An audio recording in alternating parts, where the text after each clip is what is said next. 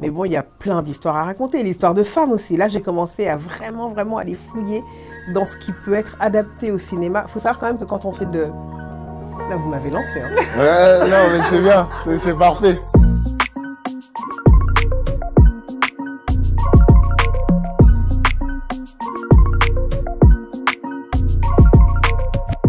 Ceci n'est pas une interview. Je répète, ceci n'est pas une interview. Bienvenue dans la Vista. Un moment suspendu dans le temps que l'on prend pour parler actu et culture, mais aussi et surtout diffuser de l'amour. Donc avant même de commencer, je t'invite à t'abonner, à activer la cloche. Et sans plus tarder, je suis Bambi, je suis avec mon acolyte Modibo. Et aujourd'hui, on est avec l'artiste préféré de ton actrice préférée. J'ai nommé Aïssa Maïga. Bonjour. Comment vas-tu? Ça va très bien. Et vous? Ça va. Ça va, ça va, nickel. Faut qu'on parle de ta tenue. Faut qu'on parle de ton flow. Merci. Je sais que tu as été à la Fashion Week il n'y a pas longtemps. Ouais. Comment ça s'est passé déjà à ce niveau-là? Bah, c'était cool, j'ai eu des choses très différentes les unes des autres. Alors déjà, la tenue, c'est Travel. Incroyable. Travel. C'est une marque quoi déjà? Alors, c'est une marque ouest-africaine, mais je ne sais plus de quel pays, j'ai honte là. Ouais. Mais lui, il est basé au Maroc. Ok. Et je vais retrouver son nom. Ok. En tout cas, Ok. un très bon travail. Il fait des Très bon super belles travail. choses. À chaque fois, c'est très simple, mais toujours avec une touche. Enfin voilà, là, il a fait des manches chauve-souris. Ça donne une espèce de tenue comme ça, j'adore. C'est vrai. Et du coup, par rapport à ça, justement, au monde de la mode, on sait que tu as une attache par rapport à tout ça. Est-ce que là, la dernière Fashion Week, il y a des marques qui ont vraiment, genre, qui t'ont vraiment, waouh. Ouais. Il y a par exemple une marque sud-africaine qui s'appelle Makossa. En français, on dit Makossa. Normalement, on dit Makossa. Ouais, c'est vrai. Les langues à clic. Voilà. Et j'adore ce qu'ils font parce que c'est hyper libre. Enfin, déjà, en Afrique du Sud, de façon générale, il y a une créativité qui est explosive. Et là, je trouve que dans cette marque, ça se voit parce qu'il y a plein d'influences à la fois Zoulou, Kossa. Il y a des influences qu'on retrouve dans d'autres pays du monde. Et c'est voilà, c'est à la fois hyper audacieux. Il y a des tenues, franchement, quand tu les vois, tu te demandes comment tu vas les porter. Et en même temps, il y a des choses très simples, très abordables. Ils mélangent les matières, notamment du raffia, avec des cotonnades, beaucoup d'imprimés. Beaucoup d'imprimés. C'est hyper beau et je crois que c'était leur première ou deuxième présentation à Paris. Et quand j'ai tourné en Afrique du Sud il y a 2 ans, il y avait une boutique Makossa et j'adorais déjà. Donc quand j'ai su qu'ils étaient à Paris, je voulais absolument y aller. Ouais, t'as foncé, ouais. Et du coup, ils font que de la mode féminine ou ils font aussi... Non, c'est mixte. C'est mixte. Et d'ailleurs, même dans le choix des mannequins qu'ils avaient, c'était super. Il y avait vraiment... déjà, pour parler des peaux noires, il y avait vraiment des gens de tout type, toute morphologie. Et puis, après, c'était aussi très global avec des gens d'Asie, d'Europe, de plein d'endroits. Et c'était... c'est vraiment, vraiment super beau si vous ne connaissez pas. Incroyable. Ouais. Sur le plan personnel, qu'est-ce que tu retiens de ton expérience en Afrique du Sud? Ah, c'était incroyable. Déjà, j'y suis allée pour tourner une série qui n'est pas encore sortie, et je ne sais pas quand est-ce qu'elle sortira, qui s'appelle King Shaka. Okay. C'est une série américaine qui était produite par CBS et Showtime et qui a été initiée par 2 Afro-Américains, mais au sens africain de Nigérians, voilà, pour ne pas les nommer, Olu et Tolu. Et c'est eux qui ont initié le projet. C'était notre showrunner, c'était Antoine Fuqua. Donc il y avait vraiment un truc comme ça, très, comment dire, où il y avait vraiment la volonté de raconter l'histoire de Shaka Zulu, vraiment du point de vue des afro-descendants, quoi. Trop bien. Tu peux nous parler un peu de, je sais pas si tu peux nous en parler, mais de ton rôle dans ce film? Je jouais le rôle de la mère de Shaka Zulu. Nandi. Queen Nandi, oui. Incroyable. C'était un rôle incroyable. Honnêtement, je crois que c'est le plus beau rôle que j'ai eu parce que non, le rôle est d'une puissance. Déjà, la figure historique de Nandi, tout le monde la connaît en Afrique du Sud, même au-delà. C'était une femme visionnaire. C'est une femme qui a voulu vraiment faire de son fils un empereur. Elle savait qu'il était promis à un destin extraordinaire, mais leur vie a été semée de tellement d'embûches que si elle n'avait pas eu cette détermination, il ne serait pas devenu Shaka Zulu. Et le rôle, il allait de ses, je sais pas, 20 ans, disons, à, je sais pas, 60 ans à peu près, quelque chose comme ça. Donc, il fallait faire évoluer le personnage dans le corps, dans la manière de se mouvoir, dans sa maturité qui grandissait, dans sa vie de femme amoureuse, dans sa vie de femme trahie, dans sa vie de mère inquiète, dans sa vie de mère fière. Et c'était incroyable de tourner là-bas en plus, de tourner cette histoire vraiment sur la terre de Shaka Zulu. Et est-ce que, du coup, découvrir le rôle et travailler sur ce rôle-là, est-ce que ça a cassé un petit peu certaines idées reçues ou une certaine vision que tu avais justement de cette histoire-là? Alors moi, j'avais vu la série Shaka Zulu. Ouais. Enfin, je l'avais vue toute petite, ça m'avait traumatisée. Après, je l'ai revue. C'est costaud. Ah ouais, c'est violent. Ouais. Et ça, c'était... Je crois qu'elle était de nationalité... je sais pas si c'était les Anglais ou les Sud-Africains qui avaient produit. Je crois que c'est les Anglais. Les Anglais, en tout cas, c'est une... Ouais. Et c'était une saison en 8 ou 9 épisodes. Je m'en souvenais pas très bien et je l'avais revue du coup, je sais pas, il y a une quinzaine d'années, un truc comme ça. Et donc, je m'en souvenais un peu. Mais là, enfin, je veux dire, le rôle de Nandi, il prenait une envergure. Franchement, c'était vraiment, vraiment puissant. Et je pense que raconter cette histoire-là aujourd'hui, ça a aussi du sens parce que c'est pas comme si la grande histoire africaine avait été racontée 1000 fois dans des séries ou dans des films où on sent qu'il y a vraiment besoin d'amener cette représentation-là. Moi, j'étais la seule française, mais il y avait aussi une Australienne dans le casting. Une noire australienne, évidemment des Américains, anglais. Le rôle principal de Shaka Zulu, mon fils, était tenu par Charles Babalola, qui est aussi d'origine nigériane, mais qui est anglais, qui est londonien, pour être précise. Donc il y avait aussi un côté diaspora comme ça, d'une fierté de porter une histoire, notre histoire. Parce que même si moi je viens du Mali, du Sénégal, je ne viens pas d'Afrique du Sud, mais je considère, quand on n'est panafricaniste, on considère que c'est aussi notre histoire. Ouais. D'autant plus que, enfin, une petite aparté, l'histoire de Shaka, elle ressemble beaucoup à celle de Sundiata au final. Oui, donc, tu vois, il y a beaucoup d'échos. Exactement. Donc, au final, quelque part, tu racontes l'histoire panafricaine générale. Exactement, c'est souvent les mêmes ressorts, des histoires de vision politique qui vont s'affronter avec d'autres, de destin politique qui risquent de ne pas s'accomplir, de prophéties aussi. Et ouais, moi j'étais hyper fière. Mais il y a encore tellement d'autres histoires à raconter. Tu parlais de Sundiata, il y a aussi Sony Alibert, que je dis au hasard. Non. L'Empire sans rail. On a compris. Son rail du côté de mon père. Forcément. Et puis après, des histoires aussi plus récentes, l'histoire de Kwame Nkrumah.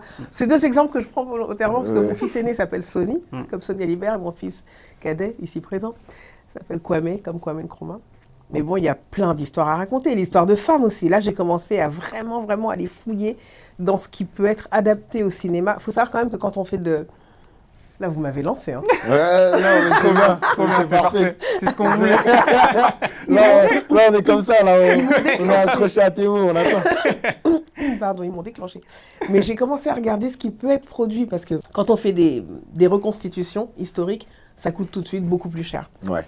Donc, j'essaie de voir quelles sont les histoires qui sont... Voilà, il faut que ce soit réalisable, quoi, que ce soit réaliste.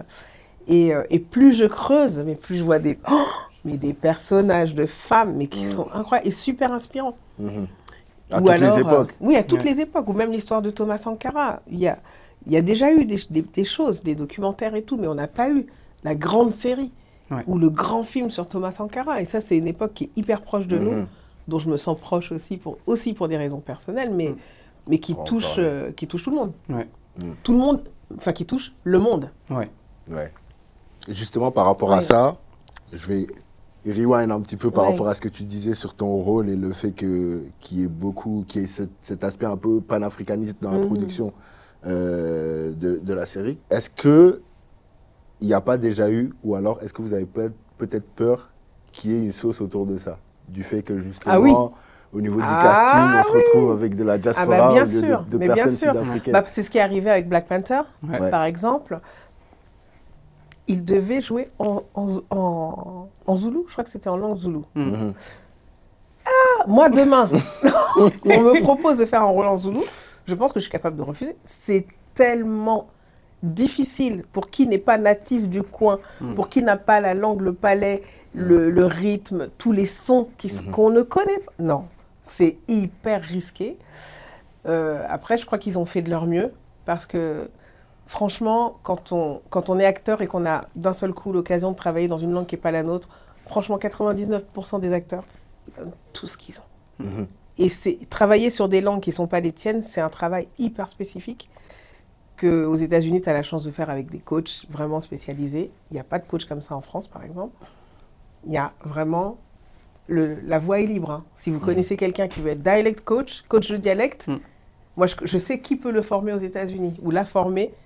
On a un besoin hyper, hyper fort. Bref, ça, c'est une parenthèse. Ok, voilà. Là, si vous voulez, concrètement, là, il y a des jobs à pourvoir. Et voilà, mais nous, on tournait en anglais. Okay. Et on tournait en anglais comme étant une langue générique. Et donc, on a travaillé sur un accent dit bantou. C'est-à-dire que la coach, elle a fait en fait des recherches historiques pour essayer de retrouver quelle était exactement la manière dont les sons étaient sans doute prononcés dans cette région qui est vaste de l'Afrique australe. En imaginant, voilà, parce qu'il y a eu quand même des mouvements de population, en imaginant que, je donne un exemple, que si telle migration assez importante a eu lieu entre ce qui est le Congo aujourd'hui et l'Afrique du Sud, les gens sont arrivés avec un accent, avec une manière de prononcer des mots, et elle a appliqué ça à l'anglais en Non mais c'est... C'est dingue. Non, on a sué. Moi, en tout cas, j'ai sué. Parce que l'anglais n'est pas ma langue maternelle, même si c'est une langue à laquelle je suis habituée quand même, mais avec un accent spécifique et d'arriver à un endroit du travail qui fait que tu es libéré et que tu peux parler à une vitesse normale en prononçant les choses comme il faut, etc. Mais tu arrives avec beaucoup d'humilité parce que tu sais que la perfection n'existe pas. Ouais. Ça a duré combien de temps le tournage en tout 8 mois. 8 mois, ok. Ah ouais, en plus ça va vite quand même. En 8 mois, réussir à... Ouais, et moi j'ai été castée en fait à la fin. Je crois que j'ai été la dernière à être castée parce que l'année d'avant, ils ont fait le casting et moi je sortais le film que j'ai réalisé, Marcher sur l'eau. Et j'étais en promo, genre je me réveillais à 6h du matin, je me couchais à minuit. Les essais sont arrivés, j'ai appelé mon agent, je lui ai dit là, honnêtement, c'est une super opportunité, mais à quel moment Donc je dis, bah, je passe mon tour. Tu vois, Et souvent, quand ils envoient ces castings-là, tu as 2 jours. Donc si tu es occupé à autre chose, il faut oublier, ça ne sert à rien d'envoyer des essais qui sont mauvais. Je me suis dit, oh là là, j'étais dégoûtée. Et l'année d'après, ça c'était arrivé par mon agent aux États-Unis. Et l'année d'après, mon agent français me dit, il y a des essais pour chacun. Je dis, quoi? C'est pas vrai. Et ils ne voulaient plus voir d'américaines, parce que je pense qu'ils avaient considéré qu'ils avaient vu tout le monde. Et moi, j'y croyais pas. Je me dis, bon, on va voir, bon, je le fais, mais... Il y a tellement de filles anglophones qui déchirent et tout. Je me dis, bon... Non, franchement... Est-ce que c'est pas un peu de l'humilité, ça, quand même? Non, c'est pas de la fausse humilité non plus. Honnêtement, j'étais choquée. Devant témoins. J'avais des témoins. Ma mâchoire s'est décrochée pendant plusieurs jours. J'étais choquée. Je dis, mais... Non, j'étais trop choquée. C'est moi. Ouais, parce que je trouve que c'est un rôle qui est tellement extraordinaire, voilà. Mais ça m'a aidée aussi à comprendre que j'étais prête vraiment, quoi. Je le savais, mais tant que tu l'as pas fait, d'avoir vraiment un très gros rôle dans une série américaine très bien produite, bah tu te dis bon, enfin voilà, on a tous nos doutes, hein. Ouais. Bien sûr. Ouais. Et du coup, retour à Paris. Là, concrètement, quelles sont les prochaines étapes, entre guillemets, quoi? Alors là, j'ai plusieurs films qui vont sortir. Ouais. J'ai travaillé avec une réalisatrice que j'adore, qui est tunisienne, franco-tunisienne, qui s'appelle Erij Seiri, qui a fait un film... alors elle est journaliste à la base, journaliste d'investigation, et elle a fait d'abord du documentaire. Donc elle a une manière de travailler très spécifique où elle essaye vraiment de travailler sur des impros, pas du tout le côté cinéma, très en place et tout. Elle essaye vraiment de faire du cinéma vérité, en fait. Et en fait, c'est l'histoire d'une femme pasteur qui est en Tunisie, qui est du Mali et qui tient à bout de bras une communauté ivoirienne. Et donc, pour ceux qui ne le savent pas, le président tunisien a quand même élaboré une espèce de politique extrêmement agressive vis-à-vis des subsahariens, comme on appelle les Noirs qui sont enfin les Africains qui sont en dessous du Sahara, quoi.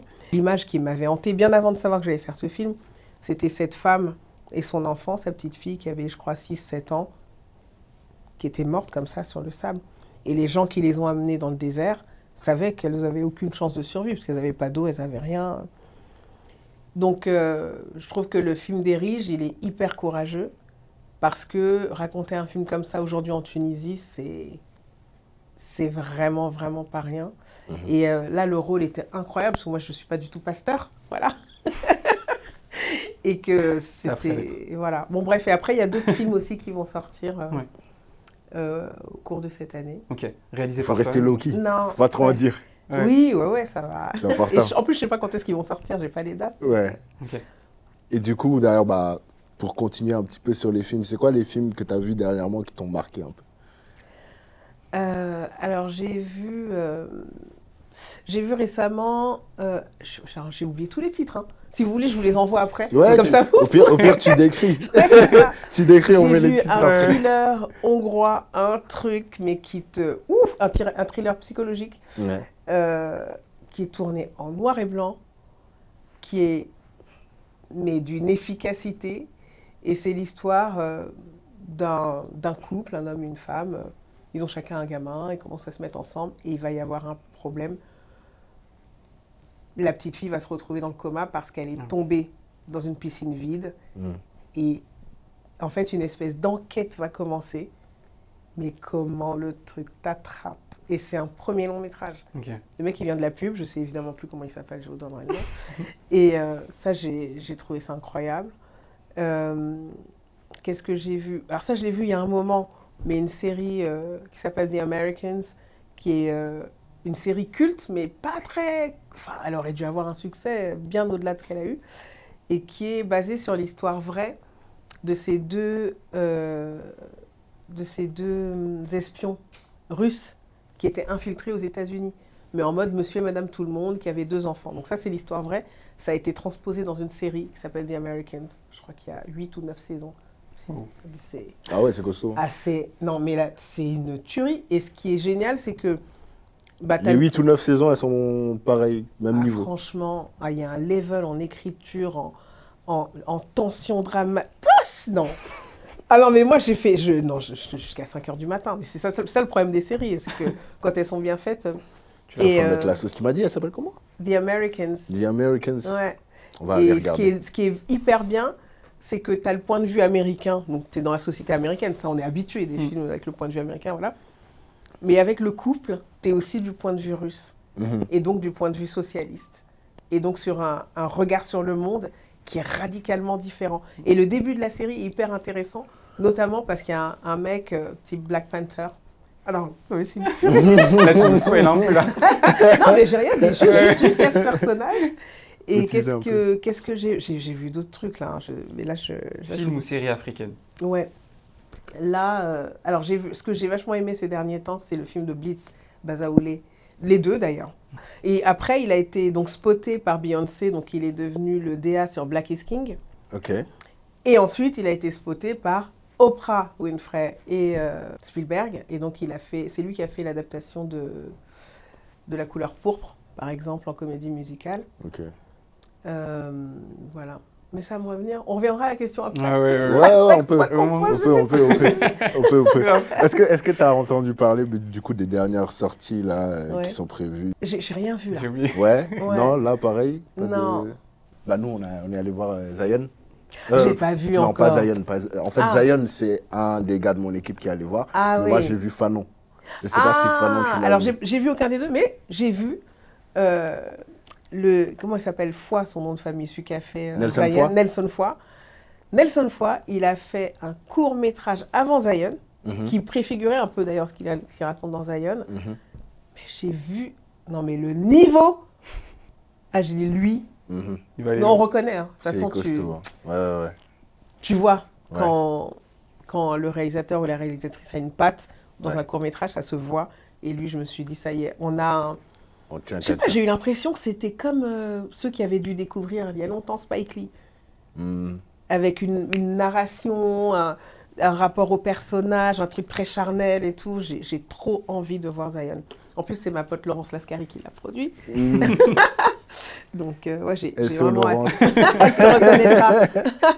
Non, mais franchement, Zion, je te recommande à 100%. Faut vraiment aller le voir. Et Fanon, alors?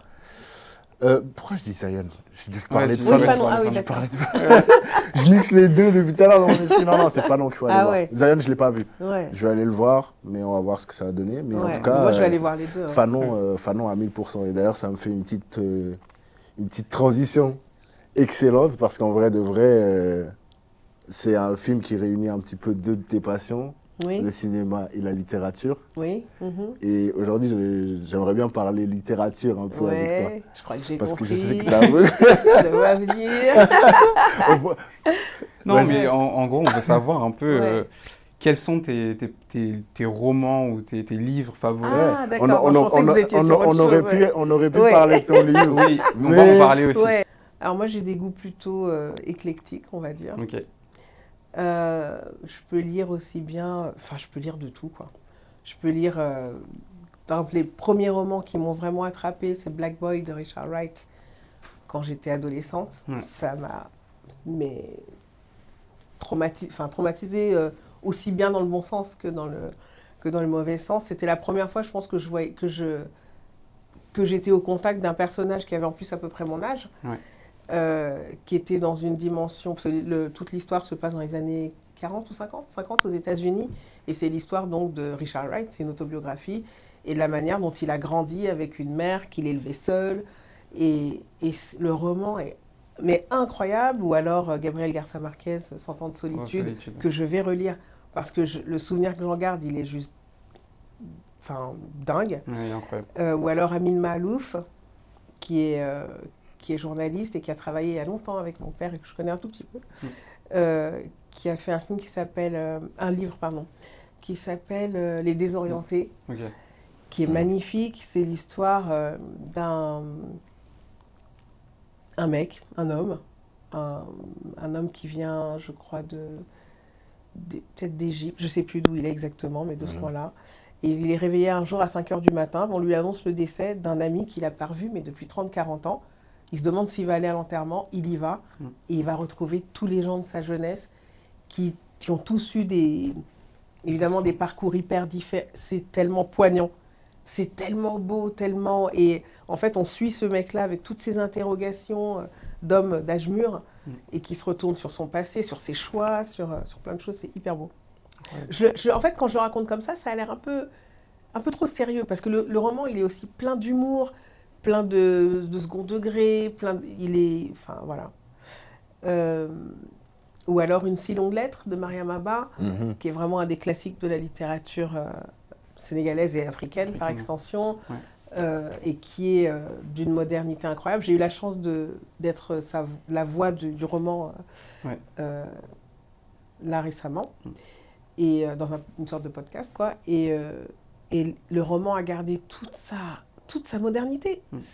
L'histoire se passe dans les années 60, quoi. Juste au moment du souffle de la libération, l'indépendance. Et c'est donc l'histoire de cette femme. Elle est avec un mari qu'elle aime, un couple qui est installé depuis longtemps, etc. Et puis le gars...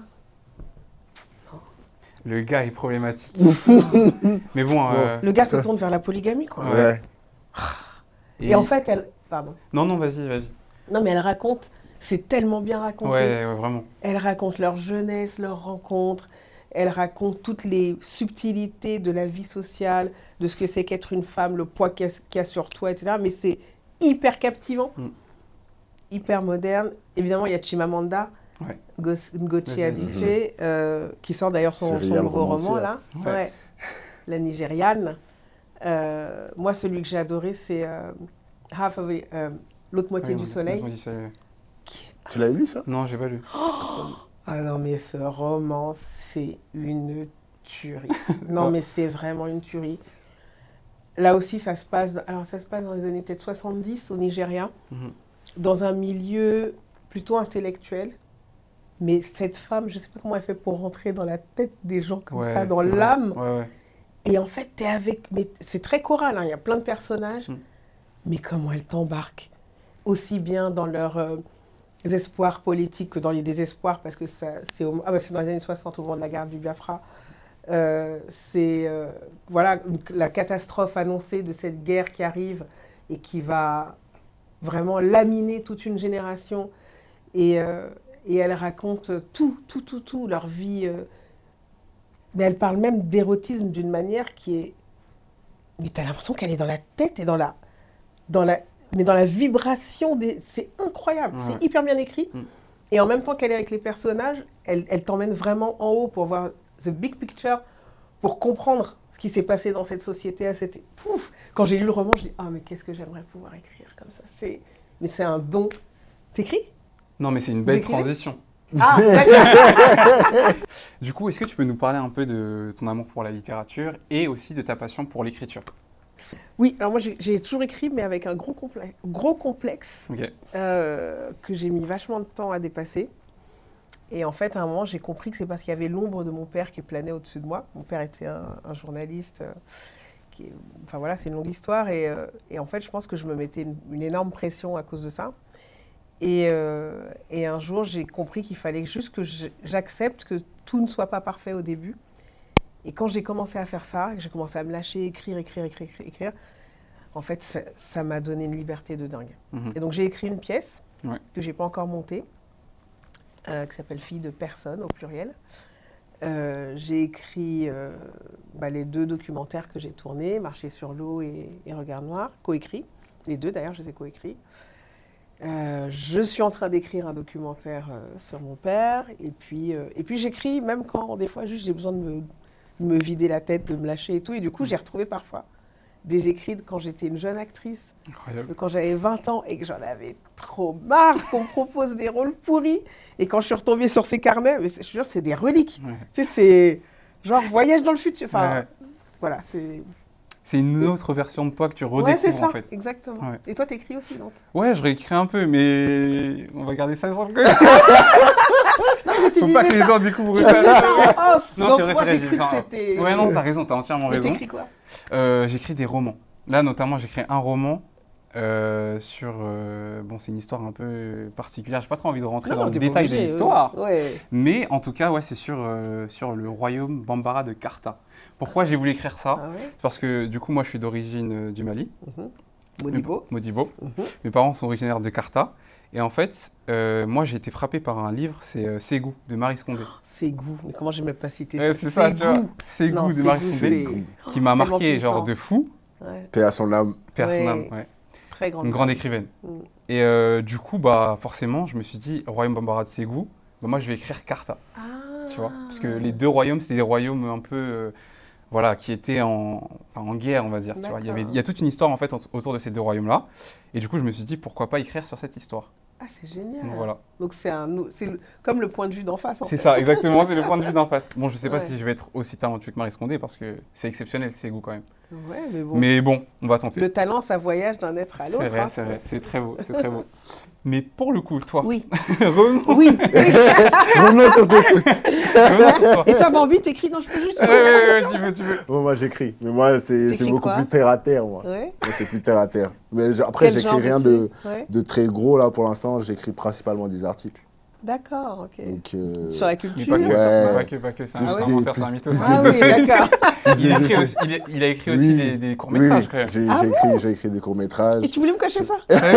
Non, mais c'est franchement, merci Modibo. Non, je crois que je vais te faire confiance. Non, j'ai écrit un court-métrage pour l'instant. Et ça s'appelait Utopia. Et en gros, c'est un court-métrage expérimental. En vrai, il n'y avait pas vraiment de dialogue dedans. C'était plus... un truc qui explore, on va dire, les dimensions de la famille, le rapport de l'homme avec la nature et surtout le parallèle entre les hommes et les arbres. C'est très chelou la manière dont je l'ai dit. C'est hyper poétique. Mais voilà, c'est un petit peu une exploration de l'expérience humaine et de l'expérience familiale. Moi, je veux lire ce roman et je veux voir ce film. Allez, franchement. C'est parti. C'est parti. On se plaît. Du coup, revenons-en au mouton. Ouais. Du coup, on a parlé de l'écriture, etc. Est-ce que tu peux nous parler de ton fameux, ou ton livre coécrit, Noir n'est pas mon métier? Ouais, Noir n'est pas mon métier, c'est un livre que j'ai initié parce que je voulais organiser une parole collective. sur la question de la représentation de l'altérité, en fait, sur les écrans, à travers l'expérience des femmes noires, des actrices noires en France. Et donc, je les ai invitées à venir chacune témoigner. Donc, on était 16, d'âges différents, d'horizons, de cultures, de parcours différents. Et ça a donné donc ce livre, Noir n'est pas mon métier, qui a fait beaucoup de bruit, parce qu'on ne savait pas si ça allait marcher ou pas. Et le livre a fait vraiment beaucoup de bruit. Et on a eu énormément de presse, on est allé au Festival de Cannes, on l'a présenté là-bas. Enfin, ça a été un moment important où on a ouvert une brèche sur ces questions. Pas qu'une brèche. Est-ce que tu es consciente de l'impact que tu as pu avoir dans le cinéma français, de par l'écriture de ce livre? Alors, c'est pas facilement mesurable. Okay. L'impact mesurable, c'est tous les témoignages qu'on a reçus. Mais c'était dingue. Tout l'intérêt de la presse. Ensuite, dans le métier, je ne sais pas exactement ce que ça a provoqué. Je sais juste que ça a aidé certaines, à un moment, à avoir un rôle. Ou une série s'est faite, ça bloquait. Et quand le livre est sorti, d'un seul coup, ça s'est débloqué. Il y a eu des financements et tout ce genre de choses. Mais je n'ai pas d'instrument de mesure. Donc, je sais que les gens s'en souviennent, on m'en parle souvent. C'est clair. C'est clair. D'autant plus que, mine de rien, je pense que toi, dans tes débuts, tu étais certainement la seule, ou voire avec quelques autres, une des seules, en fait, actrices noires dans le cinéma français. Aujourd'hui, il y a quand même beaucoup plus d'actrices, pas encore assez, faut qu'on le dise, mais on l'espère en tout cas. Et je pense que cette initiative-là fera en sorte que plein de personnes, premièrement, se disent « je peux devenir une actrice noire et être une grande, on va dire, actrice », comme tu l'as été et comme tu l'es encore. Et voilà. Je pense que c'est important de se le dire. Ça, c'est vrai que j'ai souvent des retours comme ça de jeunes qui disent que ça leur a fait du bien, qu'ils sont sentis moins seuls. Ça libère la parole aussi. Voilà, c'est ça. Ça les a libérés à un endroit. Mais je pense qu'il y a vraiment un truc à faire. Je ne sais pas exactement comment je vais le faire, mais j'aimerais bien organiser des sessions de rencontres avec des jeunes, que ce soit sous forme de conférences, je ne sais pas.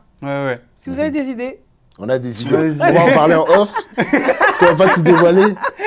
Mais je pense que c'est important juste de créer des rencontres, sans forcément, moi je ne peux rien promettre à qui que ce soit, je suis pas, mais voilà, se rencontrer, discuter, que les gens puissent se confier, confronter les expériences, se connecter aussi, se faire du réseau. C'est très important. Mais d'ailleurs, du coup, par rapport à ça, l'acting, au final, c'est pas que de l'image, il y a aussi du son. Tout à l'heure, tu me parlais du fait que tu avais justement donné ta voix sur Une si longue lettre, c'est ça? Oui. Et j'ai vu aussi récemment que tu as travaillé avec Le Monde d'Afrique. Ah oui, sur justement quelques petites séries qui visent justement à remettre en lumière l'histoire de certaines femmes noires qui ont marqué l'histoire de la France. Comment ça s'est fait? C'est une fille dont le nom m'échappe, je vous l'enverrai tout à l'heure si vous voulez, qui était stagiaire au Monde. Moi, je ne la connaissais pas. Et puis, je reçois un message, voilà, on veut faire une série d'animation courte qui va s'appeler Puissance Noire, sur des femmes noires de l'histoire de France. Et le projet m'a plu, j'ai dit oui, je suis allée enregistrer, c'était cool. C'était 4 épisodes, on est à 8 millions de vues. C'est une folie. Ça fonctionne très très bien. Et ça montre vraiment qu'il y a un intérêt qui est hyper fort. Et ça, j'espère que ça va donner aussi des idées, soit de poursuivre cette série, soit de faire d'autres formats, d'autres trucs. Tu sais que moi, quand j'ai vu ce truc-là, j'ai pensé directement à Arte. C'est un format très... oui, c'est vrai. Grave, mais quand j'ai vu la première fois, sans voir le titre, je pensais que c'était Arte. Voilà, en fait. c'est ça, merci. Merci, Bambi. Voilà, faut qu'on aille voir Arte. Ouais, grave. On va aller voir. C'est parce que c'est leur DA, concrètement. C'est leur DA. C'est vrai. On est dedans. Oh là là. Mais du coup... ça nous fait une petite transition parce que depuis tout à l'heure, tu nous évoques ton père sans pour autant vraiment rentrer dans le sujet parce que du coup, tu as travaillé avec Le Monde d'Afrique. Là, récemment, tu as créé ton association, l'association Mohamed Maïga. D'où t'est venue l'inspiration? Pourquoi tu t'es dit, il faut que je me lance aussi côté journalisme? L'inspiration, c'est mon père qui me la donne. Tout simplement. Ouais. Alors, donc il s'appelait Mohamed Maïga, il était journaliste, il s'intéressait à plein de choses, mais essentiellement à la politique en Afrique. Il était basé en France, mais il allait très régulièrement, tout le temps, sur le continent. Et au début des années 80, il avait 30 ans, et il a rencontré quelqu'un qui a énormément compté pour lui, et vice-versa, qui s'appelle Thomas Sankara. Et ils sont devenus très proches, parce que mon père a vraiment vu en Sankara l'espoir d'un renouveau incroyable. Il s'est dit, ce mec, c'est un militaire, mais c'est pas qu'un militaire, c'est un citoyen éclairé. C'est quelqu'un de visionnaire, quelqu'un qui peut vraiment changer la donne parce qu'il s'exprime d'une manière qui touche les gens, qu'ils soient instruits ou analphabètes. Il arrive à les toucher et à leur faire comprendre des concepts politiques importants et pas forcément faciles. Et il s'est dit, il a soutenu en fait à travers ses écrits, mais d'une façon très appuyée.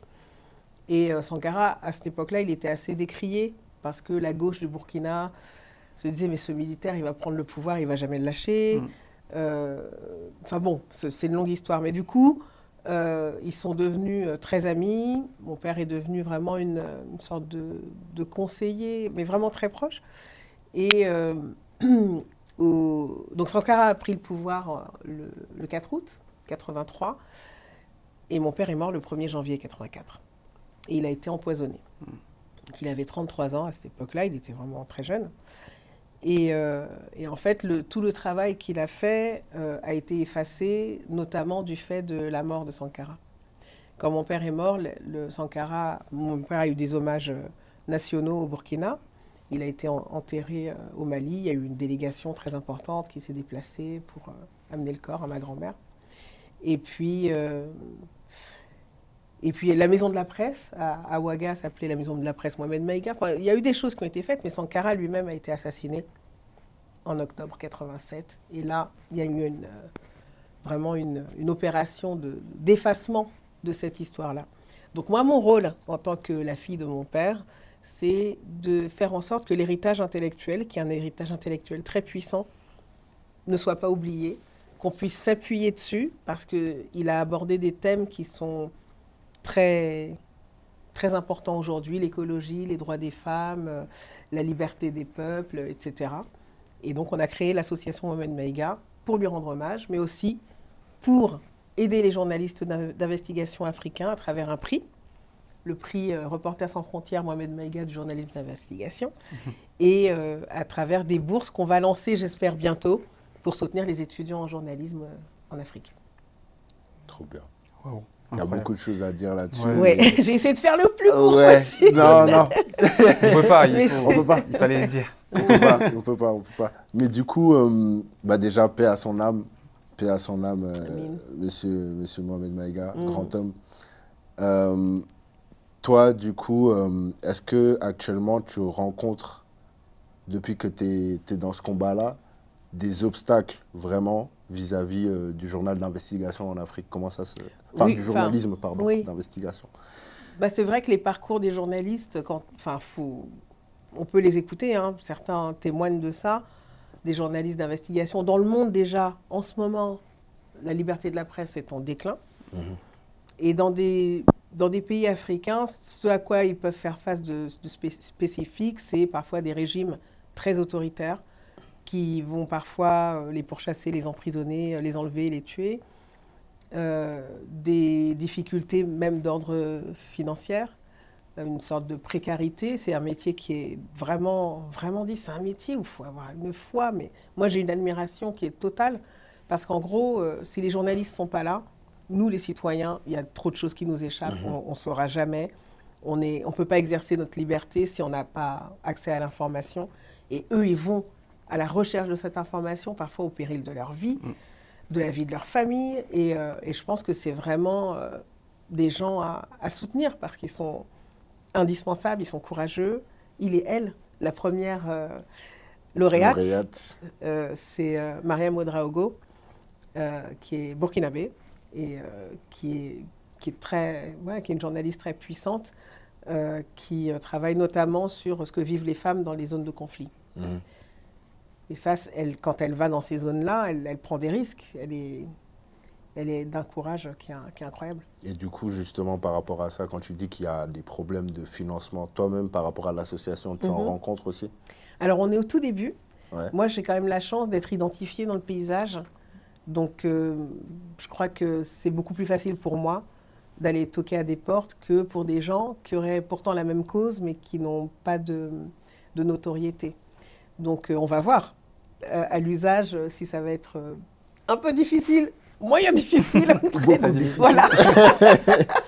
Mais en tout cas, je sais pas, je me sens portée vraiment par les souvenirs que j'ai de mon père. C'était un papa qui était incroyable, qui était hyper drôle, qui était chaleureux, qui me donnait confiance en moi, qui croyait vraiment en moi, en mon intelligence, en ma capacité à apprendre.